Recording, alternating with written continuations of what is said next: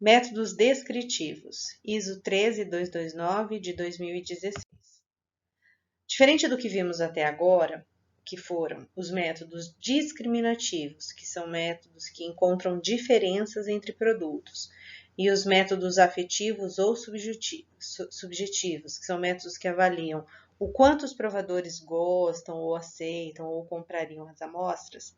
Os métodos sensoriais descritivos são métodos que fazem a descrição tanto quantitativa quanto qualitativa das amostras. E eles têm como objetivo caracterizar todas as propriedades sensoriais do produto. Então, diferente dos métodos estudados até agora, os métodos descritivos vão encontrar quais são os atributos presentes nas amostras em avaliação e vão quantificar esses atributos sempre através do uso de escalas. São métodos que muitas vezes são um pouco mais demorados e exigem provadores treinados na maioria das vezes.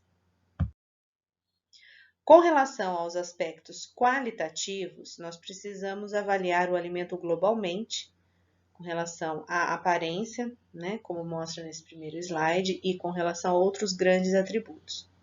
Todas as vezes que se vai fazer um método descritivo, é importante que se instrua o provador para uma avaliação global e profunda das amostras em análise, para que se veja mais do que apenas a cor, qual o principal odor, qual o principal gosto envolvido, mas características que vão além das primeiras impressões que um alimento nos fornece quando ele é analisado.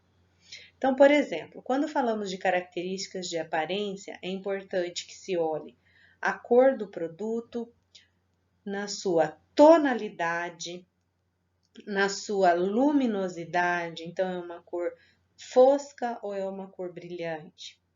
Na sua uniformidade, então o produto tem uma cor, por exemplo, no caso de um iogurte de morango, ele é uma cor rosa uniforme ou não? Ele tem pedacinhos rosas mais intensos que caracterizariam a presença de polpa, ou pedacinhos brancos que caracterizariam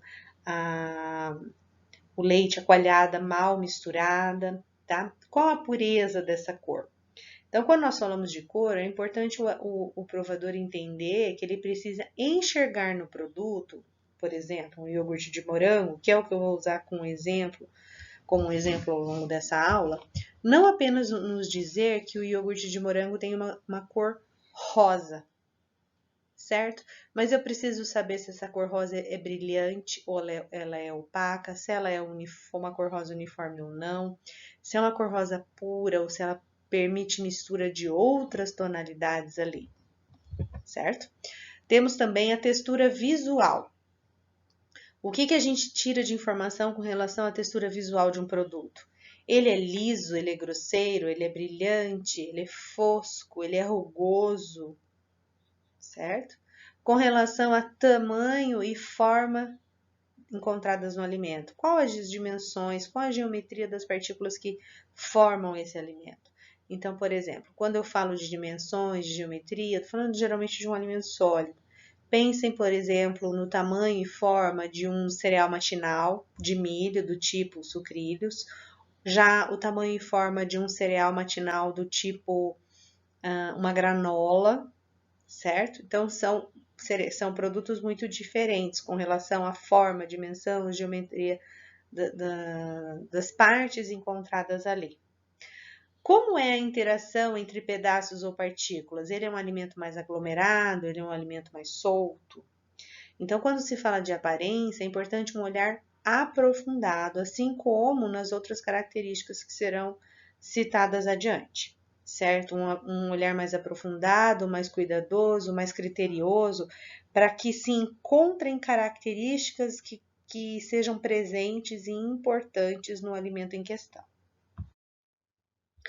Quando falamos de aroma, certo?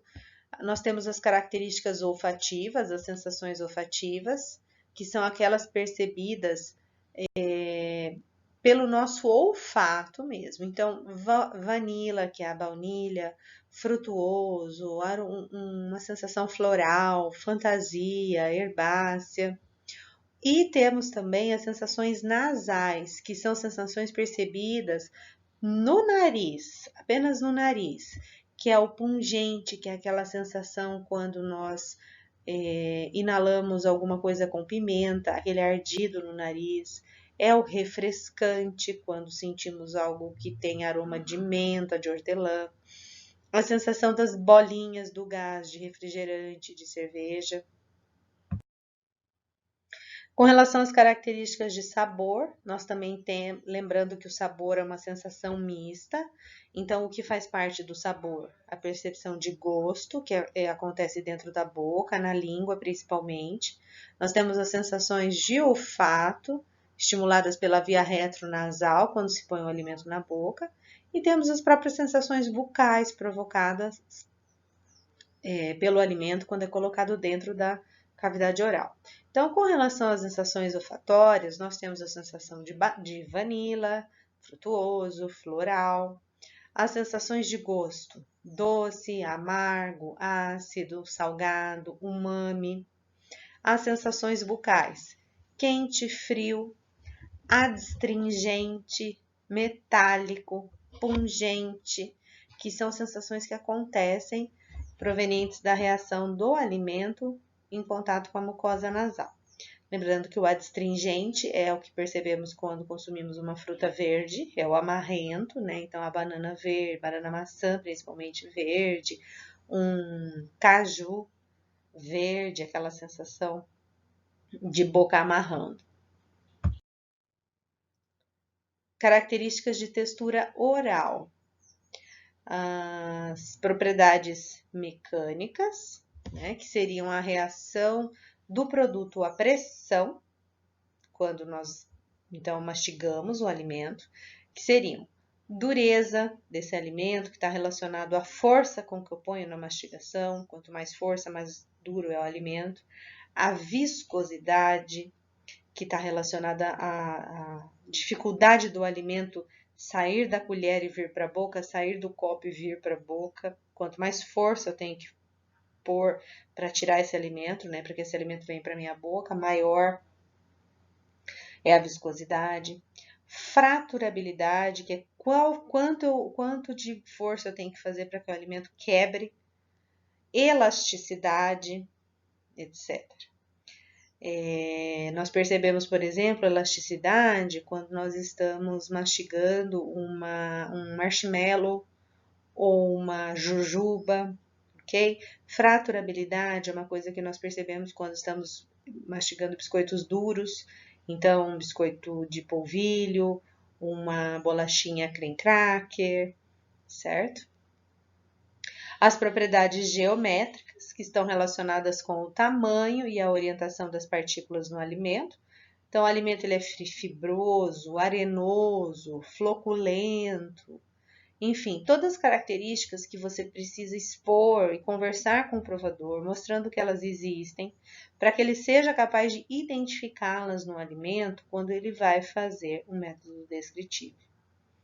Propriedades relacionadas com a presença ou liberação e adsorção da gordura ou óleo e umidade no produto. Então, suculência, oleosidade, são atributos também relacionados a características de textura oral e que precisam ser analisados pelos provadores.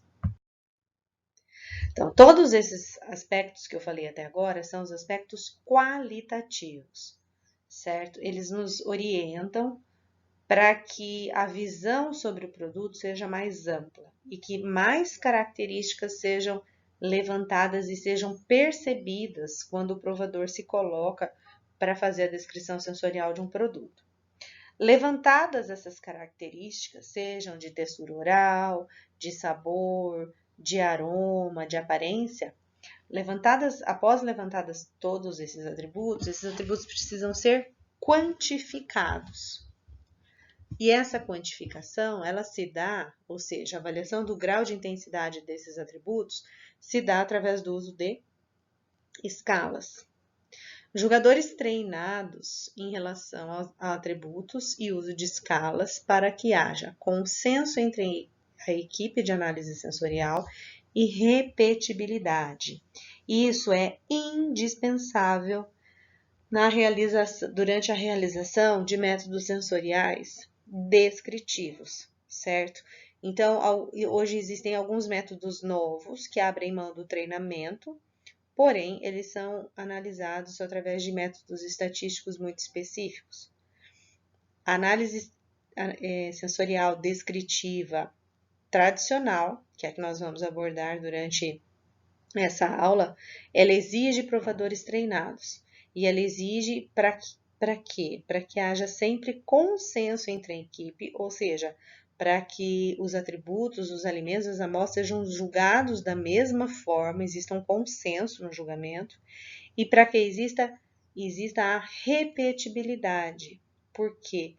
Diferente dos métodos vistos até agora, nos métodos descritivos, as análises são feitas com repetições, justamente para julgar a eficiência do julgamento de cada um dos provadores envolvidos na descrição. Vamos falar um pouquinho então sobre as escalas. As escalas podem ser classificadas quanto à estrutura, posição, polaridade, número de atributos analisados e quanto ao tipo de avaliação.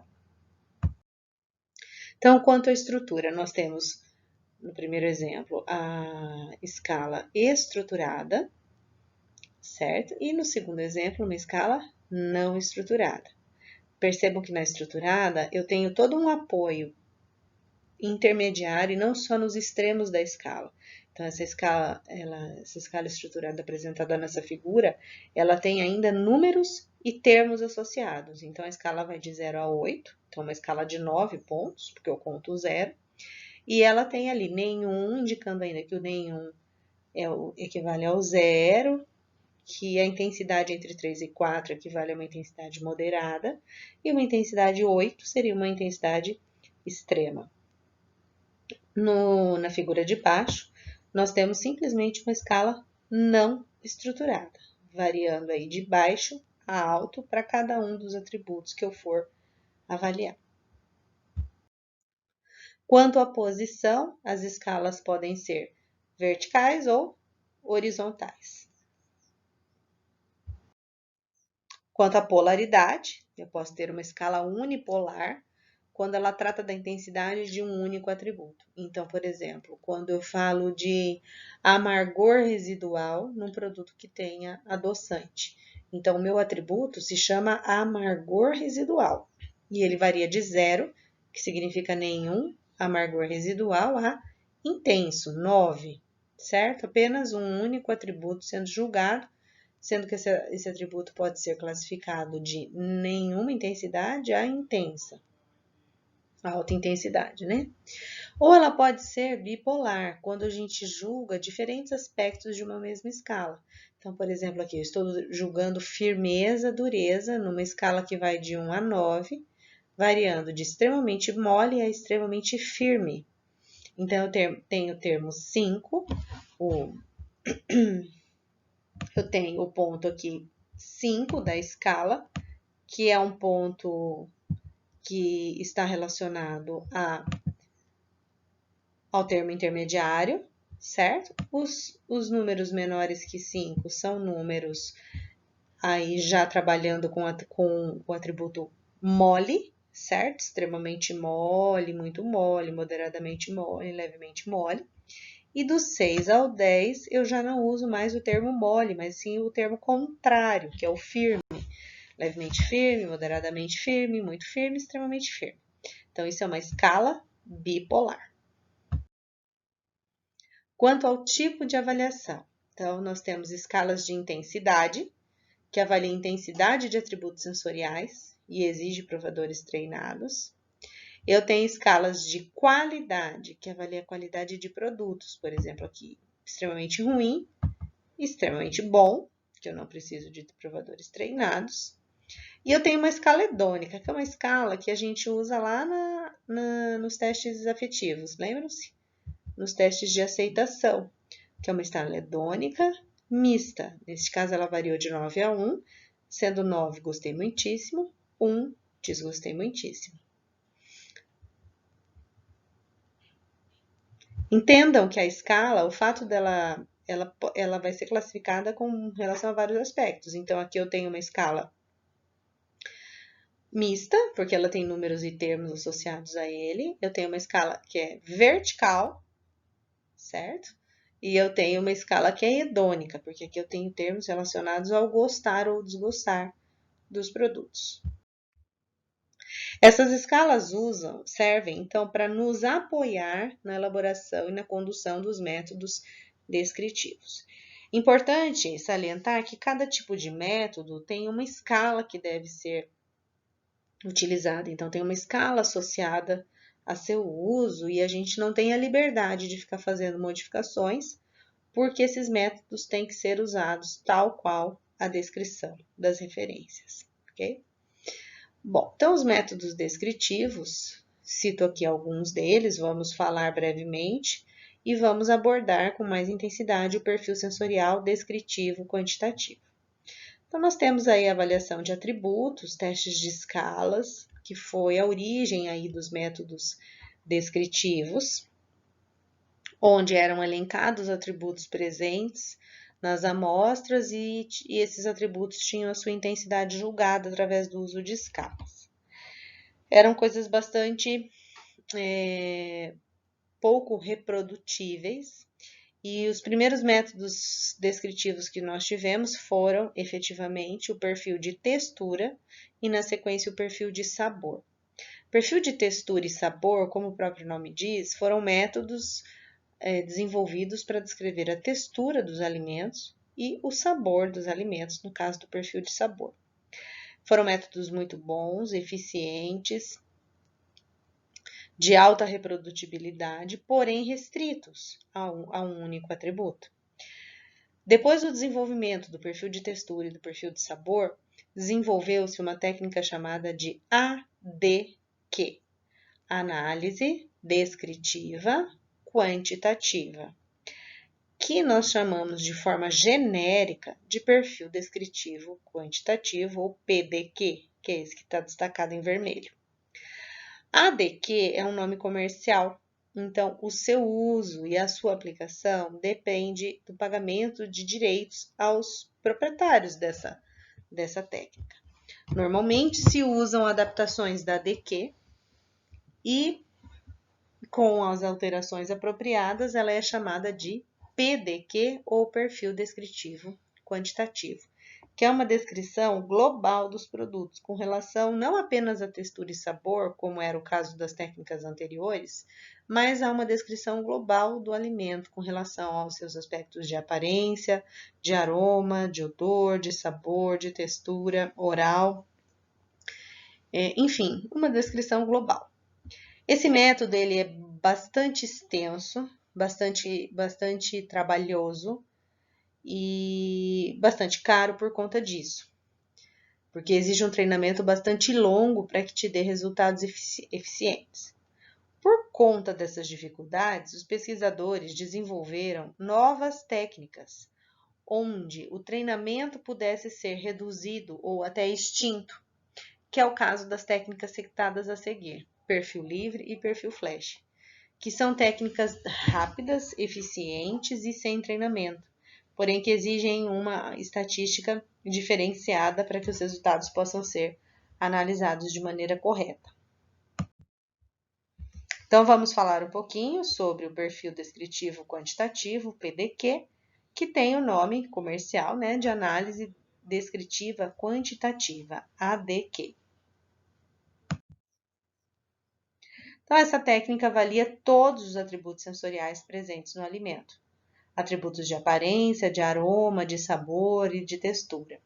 Foi desenvolvida por Stone e Siedel em 1974 e é um termo protegido, por isso eu preciso representá-lo sempre com aquele R sobrescrito e preciso de autorização para poder utilizá-la e aplicá-la tal e qual.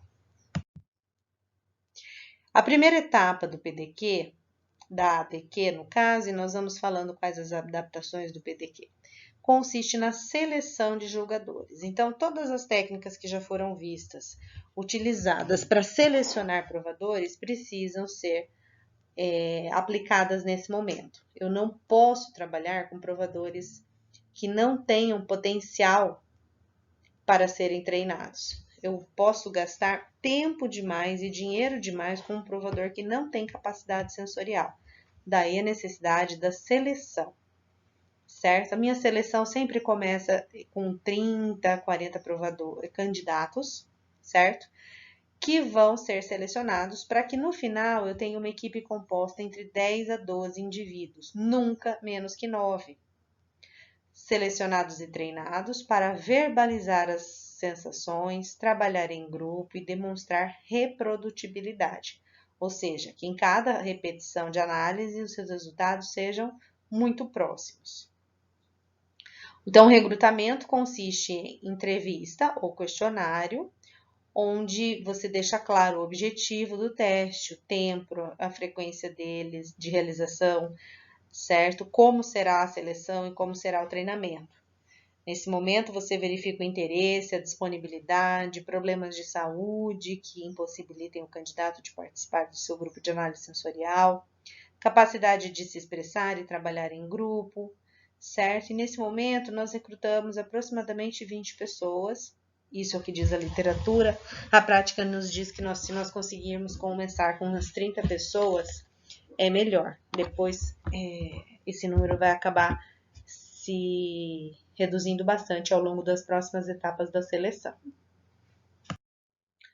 Após os candidatos terem sido avaliados através de uma entrevista, eles vão ser submetidos ao teste de reconhecimento de odores básicos, onde o provador tem que ter um índice de acerto de mais de 65%. Na sequência, teste de reconhecimento de gostos básicos, onde é exigido que os candidatos tenham 100% de acerto. Caso existam erros, você pode ensinar os gostos aos provadores, ou seja, mostrar amostras identificando, né, qual tipo de gosto presente em cada amostra e repete o teste para ver se o provador consegue 100% de acerto.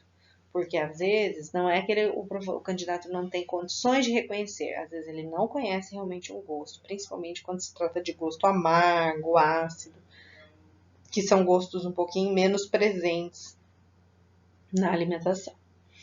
Aprovados esses candidatos, você dá sequência com os testes discriminativos, que é uma sequência de testes triangulares feitas com soluções ou com o próprio produto. Então, recomenda-se de 20 a 24 testes e recomenda-se um índice de acerto de 70%. Como assim o próprio produto? Por exemplo, quando se faz análise de café, quando se está selecionando provadores para compor uma equipe de descrição de café, é interessante fazer a sequência de testes triangulares com cafés. Então, apresenta-se cafés diferentes, 3 cafés em cada teste triangular, né, 2 iguais e um diferente, e pede-se que o provador identifique o café diferente. Claro que não vai se fazer os 20, 24 testes num dia só. A gente faz pelo menos uns 3 testes triangulares e não mais que isso, porque senão o provador perde a capacidade de avaliação. Então, por essa etapa inicial, que é a seleção de provadores, vocês já percebem que o método de PDQ é bastante longo. Você precisa de um momento de entrevista, você vai analisar essas entrevistas e depois você vai marcar um dia para o teste de reconhecimento de odores, um outro dia para o teste de reconhecimento de gostos básicos e alguns dias ou alguns períodos, se tratando de período de manhã ou período da tarde, para que o provador faça os testes triangulares, ok? Selecionados os provadores, a gente vai dar início à segunda etapa, que é o desenvolvimento de terminologia. Os jogadores avaliam sensorialmente o produto e verbalizam as sensações percebidas, discutindo-as em grupo com a ajuda do líder da equipe. Existem 2 maneiras da gente identificar atributos importantes, levantar atributos importantes dentro de amostras, que são o método tradicional ou o método de rede ou grid, que é o mais indicado. No método tradicional, oferece-se o produto a cada julgador para que ele faça uma lista completa dos atributos sensoriais que caracterizam o produto. Feito isso, então o provador vai receber um produto e uma ficha. E você pede que ele analise o produto com relação à aparência, ao odor, ao sabor, à textura, e vai escrevendo todos os atributos que ele encontra. Então, por exemplo, pego uma amostra de iogurte de morango, certo? Vou olhar a aparência. Então, vou escrever lá, iogurte de morango, né? O meu produto, cor rosa é um atributo importante. Aí, cor rosa, aí eu coloco presença de polpa de morango, porque ele enxergou pedacinhos vermelhos ali, que ele identificou aquilo como sendo um pedacinho de fruta. Vamos supor que ele percebe alguns pedacinhos brancos, ele pode escrever da forma que ele achar melhor. Nesse momento, você não exige que o provador se expresse com termos adequados. Ele pode pôr presença de pontos brancos, presença de nata, que é uma impressão que vem para o provador, como aquilo sendo nata. Ele pode escrever da forma com que ele conseguir se expressar, ok? Nesse momento. Aí ele vai cheirar o produto. Então ele pode escrever assim, cheiro azedo, cheiro ácido, cheiro de leite fermentado, cheiro de morango, cheiro doce. Aí ele vai pôr na boca. Aí ele vai ver a viscosidade, é muito viscoso, é pouco viscoso. Ele vai ver se o produto é homogêneo ou não, se tem pedacinho, se tem arenosidade. Ele vai avaliar se o produto é ácido, se é doce, se é amargo, quais as características de gosto que ele percebe, é refrescante, é astringente, certo? Então, é uma avaliação bastante aprofundada. E é importante que o líder da equipe de sensorial, ou seja, aquela pessoa que está conduzindo o teste, deixe o provador muito livre para que ele escreva o termo da forma com que ele vier na sua cabeça. Às vezes o líder da equipe é um pouco rígido, um pouco sério, e isso inibe o provador. Ele às vezes acha que é cheiro azedo. Mas cheiro azedo é feio, deve ter um jeito certo, mas eu não sei falar. Ele não lista o cheiro azedo, que é um atributo importante. Não que na descrição o termo vai ser chamado exatamente da forma com que o provador listou. Né? Na sequência você vai trabalhar para fechar termos que todos os provadores concordem e que melhor descrevam as amostras, ok? Então, depois dessa ficha com todos os atributos escritos e levantados, faça uma discussão sob a supervisão de um líder. Então, nessa discussão, cada provador vai se expressar e o líder da equipe vai anotar num quadro todos os atributos que foram levantados. E ele precisa perguntar para cada provador que atributos ele encontrou. Provador 1, 2, 3. E vocês vão perceber que a partir do terceiro, quarto provador não aparecem mais termos novos. Aparecem os mesmos termos, às vezes chamados de forma diferente, mas é importante que o líder da equipe escreva nesse quadro todos os atributos.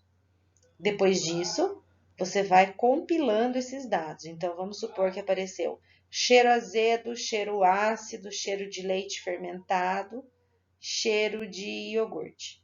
É tudo a mesma coisa? Se todos os provadores concordarem que sim, encontrem um termo que seja de comum acordo. Então, beleza, então eu acho que é melhor chamar de cheiro de leite fermentado. Se todos concordarem com isso, permanece o atributo cheiro de leite fermentado e todos os outros são cortados, riscados desse quadro. Isso se faz com todos os atributos, ok?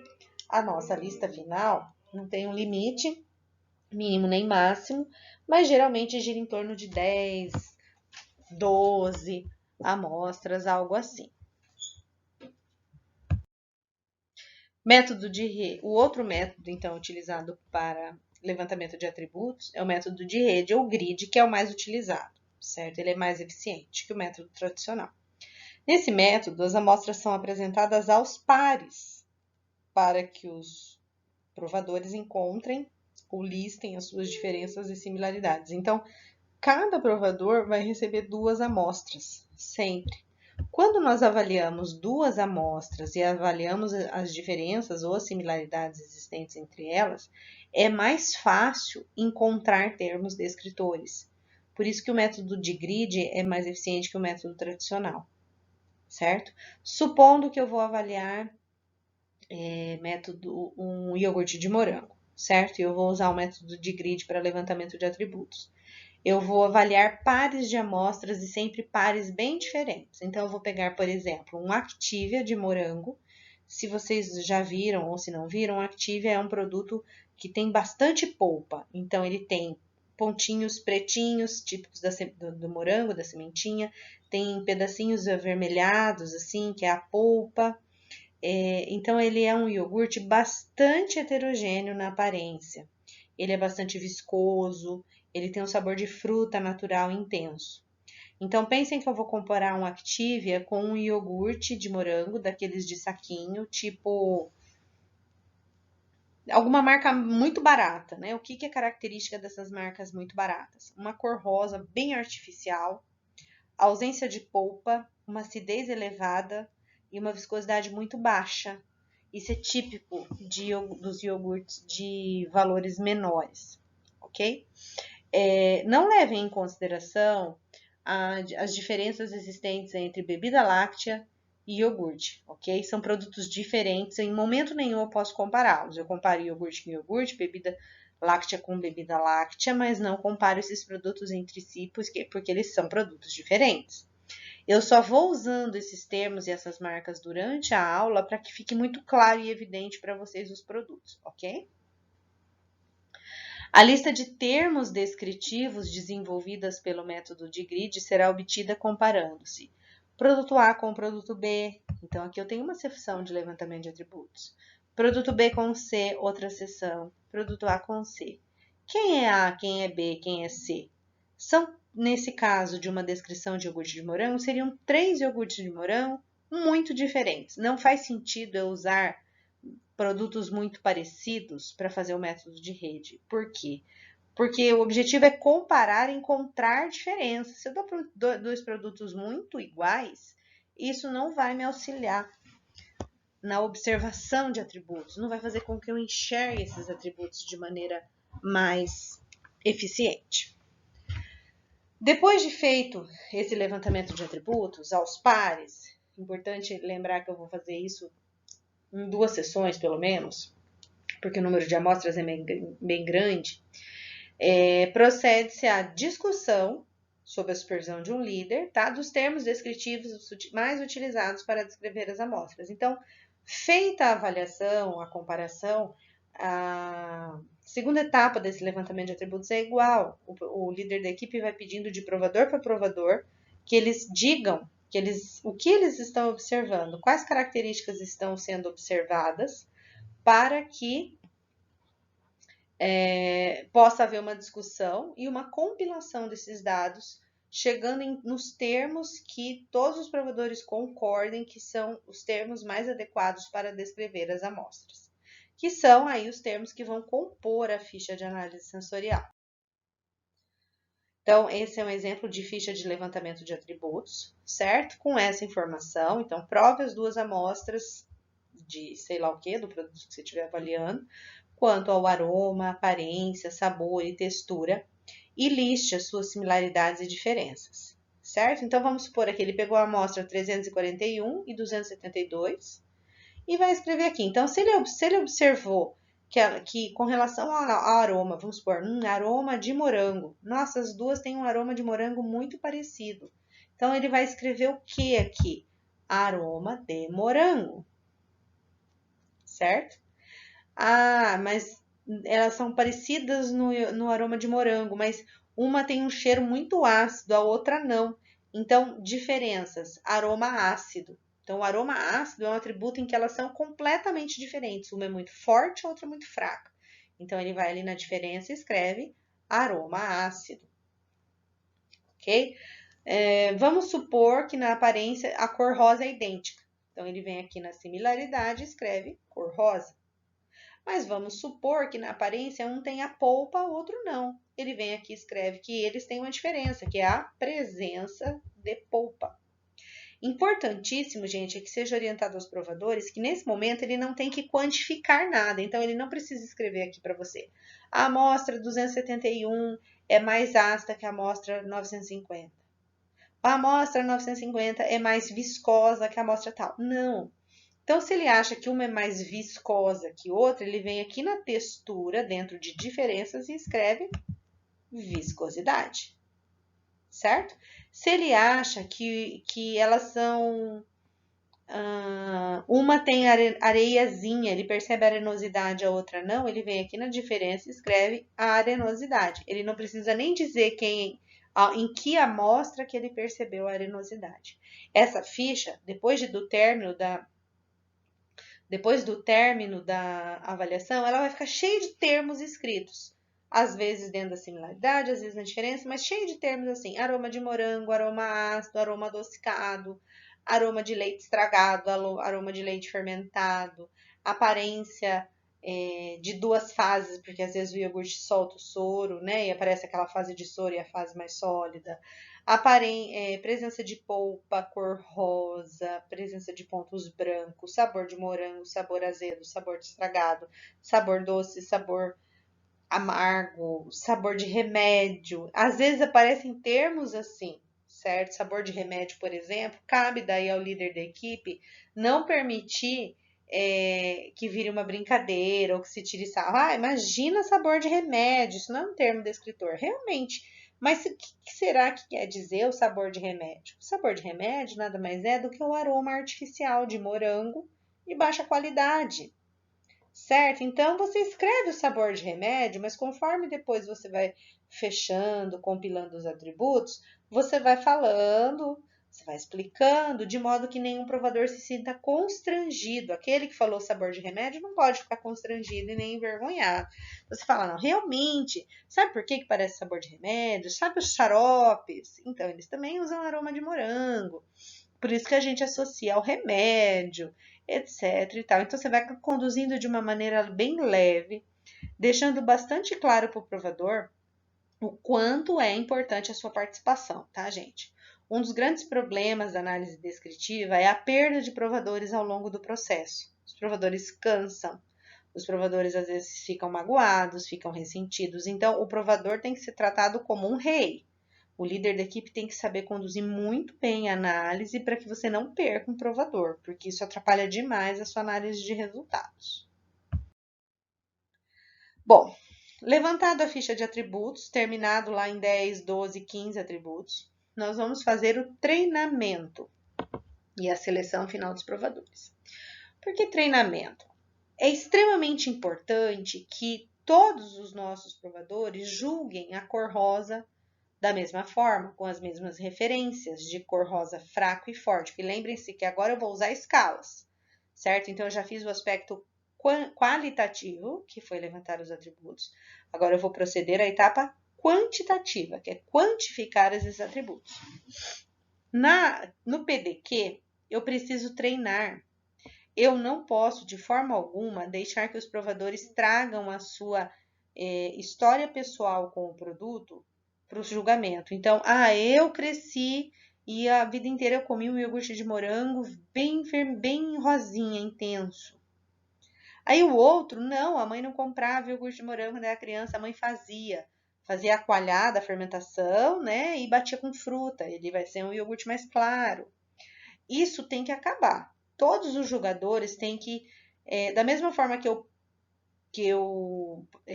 calibro um pHmetro antes dele começar a trabalhar, né? O que é calibrar um pHmetro? É mostrar para ele o que é um pH 4 e pouco, o que é um pH 7 e pouco, mostro esses tampões para que o aparelho funcione adequadamente. Na análise sensorial, quando eu falo que vou treinar, eu falo que eu estou calibrando meu provador. Eu vou dizer para ele o que é a cor rosa fraca e o que é a cor rosa forte. Eu vou dar os extremos da escala e ele precisa memorizar isso para que todos julguem da mesma forma, senão não vai existir consenso entre a equipe, que era das coisas muito importantes a serem consideradas no PDQ. Então, o treinamento é muito importante e é a etapa mais longa dessa técnica, tá? Então, o treinamento é realizado com os próprios produtos a serem avaliados e com os materiais de referência. Então, alguns sistemas modelos podem ser utilizados. Por exemplo, pode-se adicionar um determinado aromatizante a uma das amostras, com o objetivo de uma determinada nota aromática ser melhor percebida no produto pelos julgadores, que poderão memorizá-la melhor. Então, por exemplo, às vezes eu vou julgar café, eu quero que ele perceba o cheiro de cinzas, Às vezes eu posso fazer uma incineração de alguma coisa e dar essas cinzas para ele cheirar, para ele identificar o cheiro de cinza na amostra de café. Um cheiro de cacau numa amostra de café. Então eu apresento o cacau para que ele consiga memorizar e identificar o cacau dentro do café. Isso pode ser feito também, ok? Aqui eu tenho uma tabela que mostra definições e referências para os atributos levantados pelos provadores para suco de manga. Então, aqui é uma análise descritiva de suco de manga, onde eu tenho alguns atributos demonstrados e quais foram as referências usadas para o treinamento. Então, por exemplo, cor amarela. O que é cor amarela? Essa definição ela é sempre importante, apesar das vezes ela parecer muito simples e óbvia, mas ela precisa acontecer. Então, depois que o provador levanta atributo, ele precisa, em grupo, fazer uma descrição do atributo levantado. Então, o líder da equipe perguntou aos provadores: o que é cor amarela para vocês em suco de manga? A resposta que contentou ao grupo foi, cor amarela, característica do suco de manga. É óbvio? É. É desnecessário? De forma alguma, ela precisa aparecer, isso faz parte da técnica. No treinamento, foi apresentado aos provadores: o que é uma cor amarela fraca? Suco de manga concentrado da marca comercial da fruta, diluído em água mineral na proporção de 1:2. O que é a cor rosa forte? Suco de manga concentrado, Maguari, sem diluição. Então, o que acontece? O provador vai chegar no laboratório em vários momentos e ele vai encontrar um frasquinho aqui com cor rosa, cor amarela fraca e o outro do lado direito sempre com a cor amarela forte, tá? Então, eu tenho aqui a cor amarela, essa aqui seria a cor amarela, vai estar escrito embaixo do frasco, tá? Ou no próprio copinho, cor amarela fraca, cor amarela forte, certo? E isso vai acontecer durante vários dias. O treinamento acontece no mínimo em 6 sessões. E eu digo para vocês que a experiência mostra que 6 sessões não é eficiente, tá? Pode jogar isso por umas 10 sessões para que o provador, para que esse treinamento realmente seja fixado na memória do provador. Então aqui, aroma de manga. Qual a definição do aroma de manga? Aroma característico de manga. Óbvio, mas foi o que os provadores disseram. Como foi o treinamento para aroma de manga? O termo fraco foi suco de manga concentrado Maguari diluído em água 1:4. E o forte, aroma de manga forte, suco concentrado Maguari diluído em água 1:1. Tá? Aroma doce. O que é aroma doce? Qual foi a definição dada para aroma doce? Compostos aromáticos relacionados à fruta que dão a sensação de doce. O que é o aroma doce fraco? Suco de manga concentrado Maguari diluído em água 1:4. E o forte? Suco em pó da marca comercial Frisco e suco de manga concentrado Maguari na proporção de 1:1, adoçados ainda com 8% de sacarose para intensificar o aroma doce. Aroma ácido. Aroma pungente relacionado à presença de ácidos na fruta. Fraco. Suco de manga concentrado Maguari, diluído em água 1:1, adoçado com 8% de sacarose. E o forte, do aroma ácido forte, suco de manga concentrado Maguari. E por último, sabor de manga, né? Sabor típico característico da fruta. Fraco, suco de manga concentrado Maguari, diluído em água mineral 1:5 e adoçado 8% de sacarose. O forte não apareceu aqui. Após o treinamento, então, após 6 a 8 sessões, tem mais atributos na sequência que vocês viram que eu cortei a tabela, tá? Após 6, no mínimo, e até 12 sessões, os provadores, então, né, passando pelo treinamento, vai se fazer uma nova seleção de julgadores para determinar os que conseguem discriminar, os que apresentam boa produtibilidade e os que produzem resultados consistentes com os demais membros da equipe. Então, faz-se um teste sensorial descritivo, faz um teste, né, onde os provadores vão fazer a análise, aqui eles estão fazendo o teste triangular de café, certo? Bom, após o treinamento, após a avaliação final para ver quais são os provadores que reproduzem respostas e que estão dentro de um consenso da equipe, começa-se o teste sensorial, que é a quarta etapa.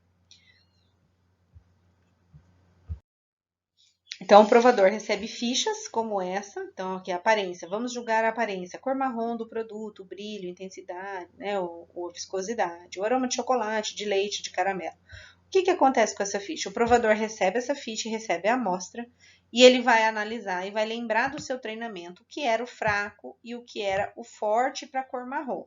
Ele puxa da memória e vem aqui e põe um ponto na escala, ok? Ao final do teste, a escala ela tá toda assim, a ficha, marcada com pontos que o provador que identifica a intensidade das amostras, que o provador, aonde na escala o provador achou que a amostra poderia estar localizada, tá? Baseado sempre nos atributos utilizados, nas referências mínimas e máximas utilizadas no treinamento.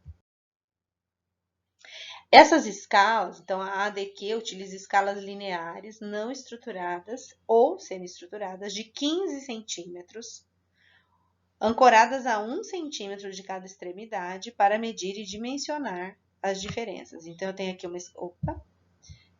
aqui uma escala de 15 centímetros que vão estar ancoradas a 1 centímetro das extremidades, certo? Então, aqui o tamanho total delas é de 15 centímetros, e esse tamanhozinho aqui de 1 centímetro.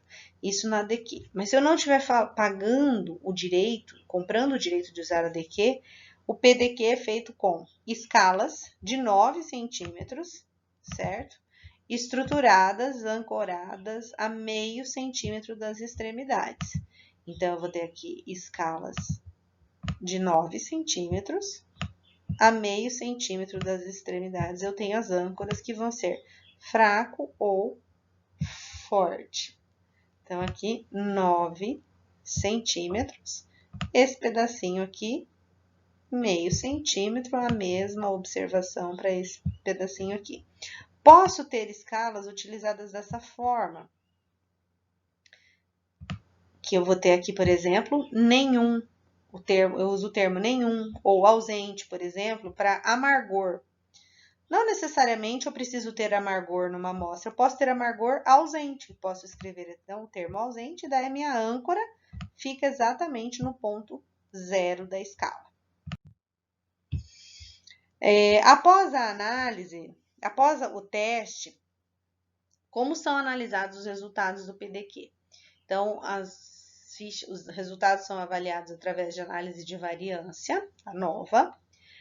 E se a nova indicar que existem diferença entre os atributos, faz-se o teste de média, nesse caso o teste de Tukey, para a comparação das amostras, certo?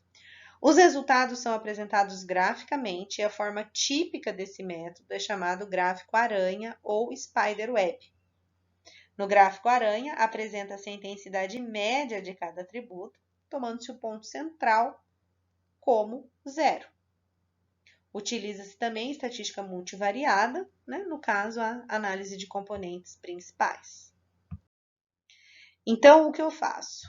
Eu vou ter aqui eu tenho um resumo da ADQ, né? Então, eu começo com recrutamento, seleção, treinamento, faço um teste para ver se aqueles provadores foram bem treinados e vão continuar, e vou fazer a análise descritiva. Vamos falar agora de alguns exemplos de trabalho para vocês entenderem como os resultados são apresentados. Apenas uma observação. Quando eu falei que se faz análise dos resultados por ANOVA, vocês precisam entender qual é o número que vai ser utilizado para ser feita a análise de variância. Então, pensem aqui na minha escala de 9 centímetros, certo?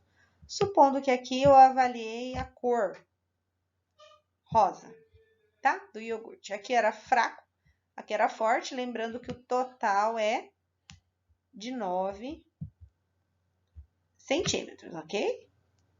Vamos supor que meu provador, ao avaliar, ele marcou aqui a escala.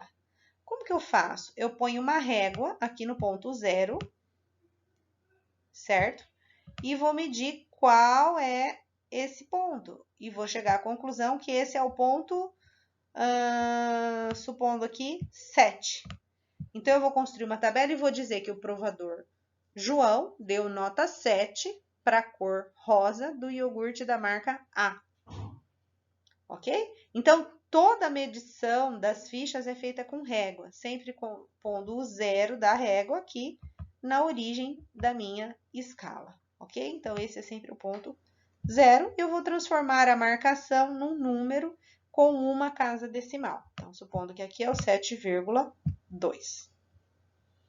Certo? Então, são esses os números utilizados para construir as tabelas que vão ser submetidas à análise de variância. Caracterização sensorial por análise descritiva quantitativa e análise tempo-intensidade de suco e de polpa de manga adoçados com diferentes edulcorantes, certo? Esse é o gráfico aranha, esse é o spider web, que é a apresentação gráfica típica do perfil sensorial descritivo.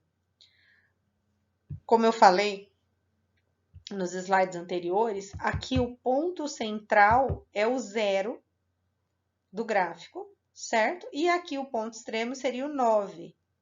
Então, as intensidades são crescentes a partir do centro. Então, o que eu percebo aqui? Por exemplo, vamos olhar para esse atributo, AM.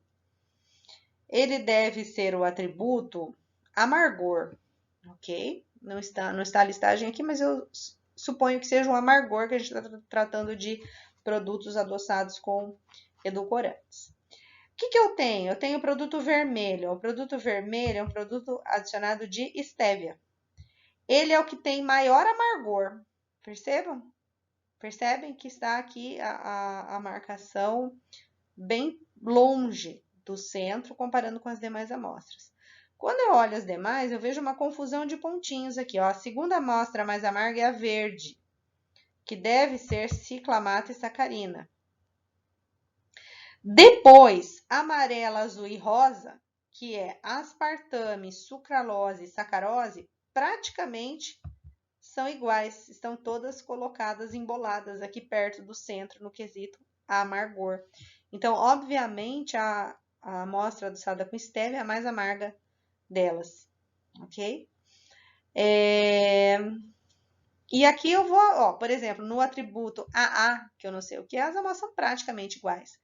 Assim como no atributo AD, ok? As amostras também são praticamente iguais. E aqui eu vou vendo, aqui no atributo CP, a amostra rosa se diferencia, as outras são todas iguais. Aqui no atributo AME, as amostras são iguais. Certo? Aqui no atributo ADS, deve ser a adstringência. A amostra azul com sucralose é mais adstringente. A amostra verde e vermelha, que é estévia e ciclamato sacarina, são muito próximas, assim como a amostra rosa, que é aspartame. Não, rosa, que é sacarose, e amarela, que é aspartame, também são iguais. Então, esse gráfico, ele nos permite ver o quê? Quais os atributos todos utilizados na descrição das amostras, quais estão presentes em maior ou menor intensidade. Ela não nos mostra os valores estatísticos, as médias. Para isso, essa figura demonstra o gráfico de análise de componentes principais, de ACP, que também é complementar à análise descritiva, né, ao perfil descritivo, ao perfil sensorial descritivo. O que ele nos mostra? O que é importante vocês entenderem dessa figura? Eu tenho aqui, por exemplo, esses pontinhos vermelhos são a amostra com estévia. Ok? Amostra com estévia. Lembra que eu falei que eu tenho repetições, né? O perfil descritivo envolve repetibilidade. Então, aqui eu tenho minhas 3 repetições da sensorial do suco de manga com estévia. Aqui eu tenho ó, as repetições do verdinho, que são sacarina e ciclamato, as repetições do rosa, que são sacarina, as repetições da amostra amarela, que são, desculpa, sacarose. A amarelinha, que é aspartame, a azulzinha, que é a amostra adoçada com sucralose. certo? O que eu percebo? Quanto mais próximos os pontos, melhor foi a análise. Então, eu tenho pontos bastante espalhados aqui na componente principal 2, certo? Eu tenho pontos mais próximos aqui na amostra azul e na amostra verde. O que significa esse gráfico? Esses vetores, se vocês analisarem, eles são os atributos. A proximidade das amostras com os atributos significam que essas amostras são caracterizadas por esses atributos. Então, a amostra vermelha, que é a amostra com stevia, ela é caracterizada pelos atributos DCR, AM, AMR. Ok? Esses são os atributos que estão em alta intensidade nessa amostra. A amostra amarelinha, ela é caracterizada pelos atributos CP e AMA. A amostra CD também é caracterizada pelo atributo AMA e pelo atributo DC, certo? Quem tem o atributo AMA em maior intensidade? A amostra amarelinha ou a amostra rosa? A amostra amarelinha, por causa da proximidade do vetor. A amostra azul é caracterizada pelo atributo adstringência, possivelmente, não tenho certeza, mas ADS, assim como a amostra verde, certo? E essas duas amostras também têm esse atributo presente, o atributo AA presente na sua caracterização.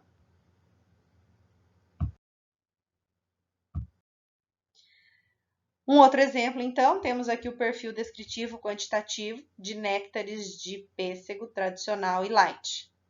Então, essa é uma caracterização inicial. Então, eu tenho produto, toda vez que eu tenho um produto tradicional e desenvolvo uma versão light, eu quero que os produtos sejam iguais. Eu não desejo que existam diferenças perceptíveis pelo consumidor. Então, eu desenvolvo e faço uma descrição sensorial para ver se essa diferença existe ou não. E tenho essa situação aqui muito ruim mostrada nesse gráfico aranha. Tem um produto tradicional que tem mais corpo, cor mais intensa, mais viscosidade, mais aroma de pêssego, mais aroma adocicado, sabor de pêssego em calda mais intenso, maior doçura, menor acidez e menor amargor residual. E tem um produto light que tem um amargor residual maior, por causa do adoçante, óbvio, né? Tem maior acidez e menor intensidade de todos os outros atributos. Preciso reformular o produto para ter uma descrição sensorial próxima. Preciso que esses pontos se sobreponham na descrição. Ótimo! Quem eu vou reformular? Light ou tradicional? Se a resposta for light, tá errado. Se a resposta for tradicional, tá errado também. Ué, como assim? Agora vem aquela integração entre testes sensoriais que eu comento com vocês desde o início da disciplina. Eu preciso saber quem é mais aceito. Como é que eu vou alterar o light? Vai que o light é melhor que o tradicional. Eu não posso ter o preconceito de achar que é porque light é pior, ok? Então, eu preciso fazer uma avaliação de aceitação para saber quem é melhor, para saber onde que eu tenho que mexer. Que é exatamente o dado que eu apresento aqui. Então, eu tenho uma avaliação através de escala hedônica, da cor, do aroma, do sabor, da textura e da impressão global do néctar de pêssego light e tradicional. O que eu percebo? Que não há diferença significativa quando eu tenho essas duas letras iguais, ó. Eles não diferem entre si na aceitação de aroma e de cor.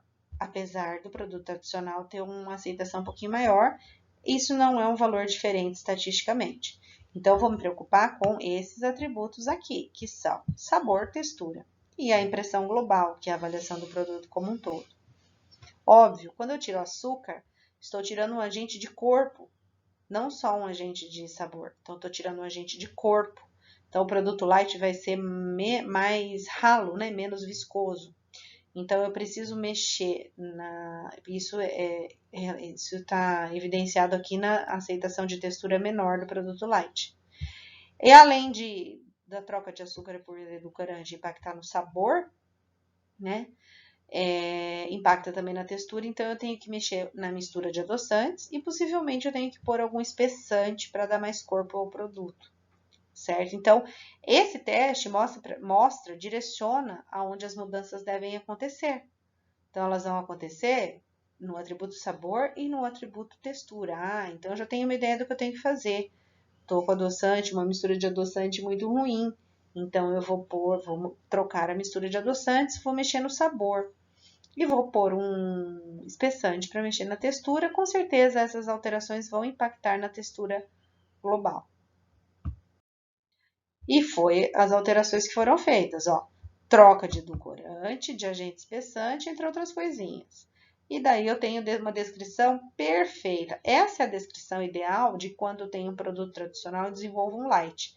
Isso aqui indica que os produtos são iguais, muito próximos, eu posso até dizer. Uma leve diferença no corpo, na doçura, ok? Mas iguais no sabor de pêssego em calda, no aroma adocicado, no aroma de pêssego em calda, na viscosidade.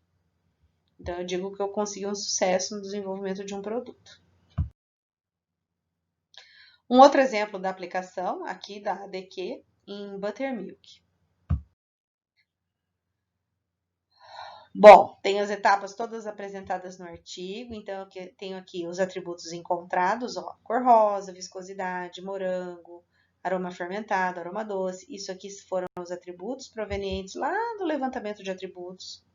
Aí eu tenho a definição de cada um desses atributos e tenho as referências utilizadas pro treinamento.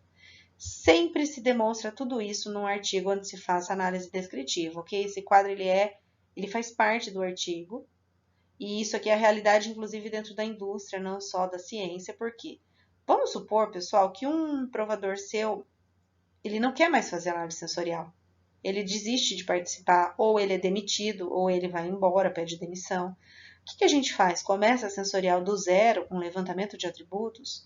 De forma alguma. Eu seleciono outros provadores e eles vão ser treinados em cima dessa tabela.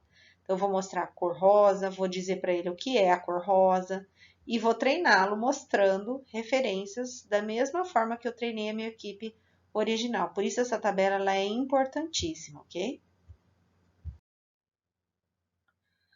Bom, aqui eu tenho já a descrição, quadro 3, valores médios dos descritores sensoriais das amostras, sabor de morango, de buttermilk, de iogurte, obtidos através de ADQ.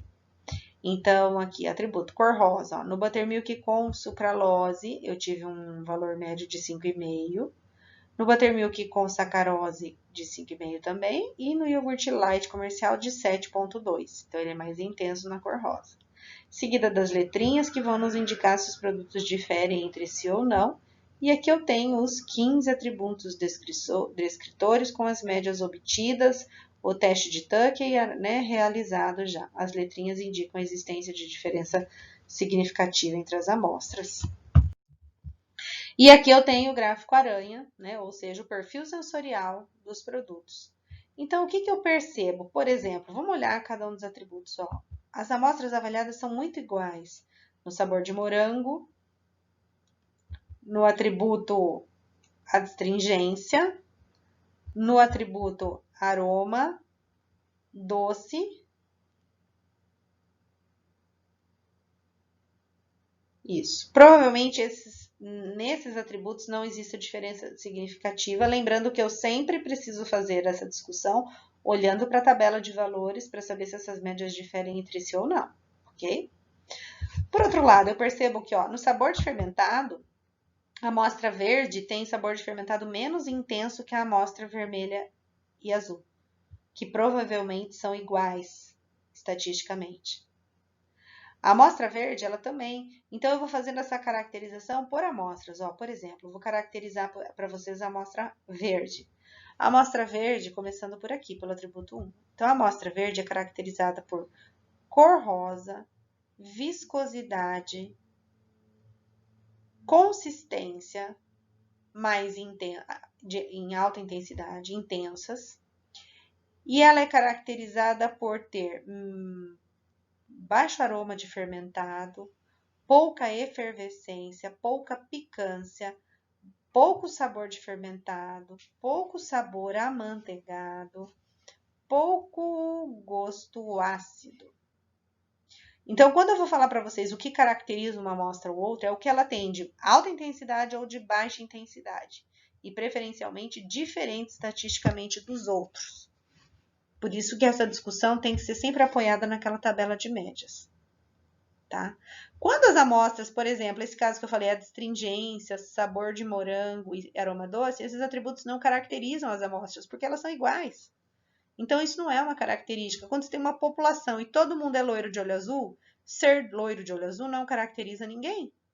Por outro lado, se a gente pense na nossa sala de aula, vamos procurar quem tem olho azul? Ah, é o fulano, é o beltrano, são poucos. Quem tem o cabelo loiro natural? São poucos, certo? Então, o que caracteriza uma amostra, uma pessoa, é aquilo que ela tem de muito intenso ou de pouco intenso. Aquilo que todo mundo tem não caracteriza nada, certo? É isso que a gente tem que pensar na hora de ler esse gráfico. Ó, vamos analisar então a amostra azul.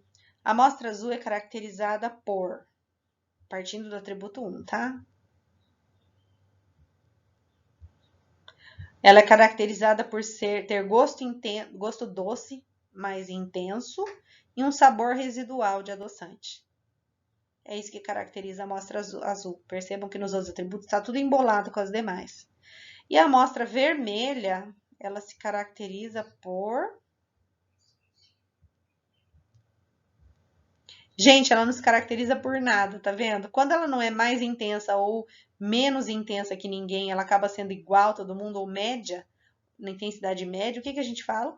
Que a amostra vermelha, ela não é uma amostra com atributos em intensidade muito alta ou muito baixa, que ela se assemelha às demais, tendo intensidades intermediárias de todos os atributos analisados, certo? Quando ela não tem nada muito evidente para que a gente possa fazer a descrição. E realmente ela não tem, ó.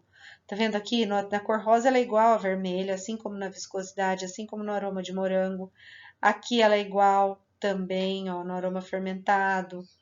Ela vai diferir um pouquinho aonde? Nenhum dos atributos, ela é igual, certo? Então, ela não tem nenhuma característica muito importante presente nela. Muito importante que eu digo é em alta intensidade ou em baixa intensidade que eu possa falar. Tipo, João é caracterizado por quê? Ah, por ter olhos azuis muito claros, certo? Se a gente for lá para a Alemanha e olhar uma sala de aula, o olho azul não é uma característica típica de um indivíduo, porque a maioria das pessoas tem, certo?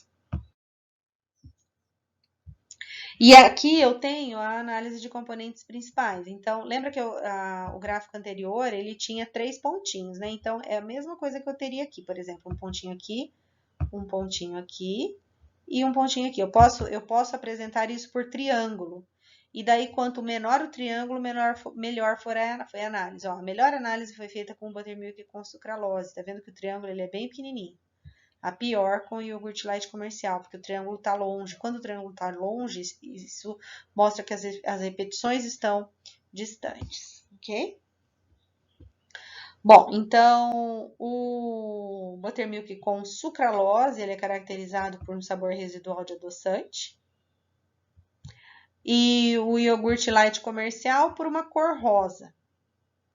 Eu percebo que quando os vetores estão exatamente contrapostos à amostra, eu posso dizer que esses atributos não estão presentes na amostra. Então, por exemplo, o iogurte light de comercial, ele tem picância, efervescência, sabor amanteigado e intensidade baixíssima, assim como o sabor residual de adoçante, certo? O buttermilk com sacarose tem pouca consistência e viscosidade. E eu posso fazer essa análise dessa forma também. Enfim, pessoal, a análise descritiva, ela tem esse objetivo de descrever as amostras globalmente, tanto quantitativa quanto qualitativamente. O perfil ADQ ou PDQ é uma análise longa, é uma análise demorada, né, cara e bastante trabalhosa, por conta principalmente do treinamento. Porém, ela é a análise de maior eficiência e a mais completa, e é por isso que é essa análise que é tratada dentro da disciplina de vocês. Quem sabe aplicar a DQ, sabe aplicar as demais, porque as demais são mais simples, as demais não têm treinamento, tem apenas uma instrução de como seria o teste, ok? Então, no perfil livre ou no perfil flash, os provadores são orientados a levantar os atributos e julgar os atributos, mas pensando no seu conceito de cor rosa. Eu não preciso treiná-los para cor rosa. Ele vai julgar baseado na referência mental que ele tem para cada um dos atributos que ele levantou. E cada provador tem a sua lista de atributos. Nós não precisamos padronizar atributos. Então, se eu achei que o iogurte tem cheiro azedo e João achou que o atributo não encontrou o atributo cheiro azedo, João não vai avaliar o produto para cheiro azedo e eu vou avaliar o atributo para cheiro azedo. Certo? Então, essas eram as informações da aula de métodos descritivos. Eu peço que vocês assistam todos os vídeos que estão colocados para vocês na página do Moodle. Ali a gente demonstra cada uma das etapas do perfil descritivo.